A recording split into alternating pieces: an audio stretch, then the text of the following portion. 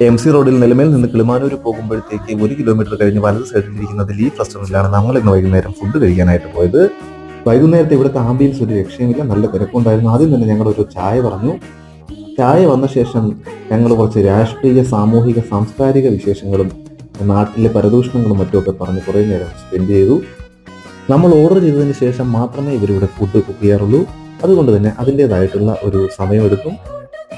നമ്മൾ ആദ്യം തന്നെ നമ്മുടെ തള്ളലിന് ശക്തി കൂടാൻ വേണ്ടി പുട്ട് തന്നെയാണ് ഓർഡർ ചെയ്തത്. പുട്ടിനോടൊപ്പം കറിയായിട്ട് നമ്മൾ ചിക്കൻ ഫ്രൈയും ബീഫ് കറിയും മുട്ട റോസ്റ്റും ആണ് ഓർഡർ കൊടുത്തത്. പുട്ടും ബീഫും നല്ല അടാറ് കോമ്പിനേഷനാണ്.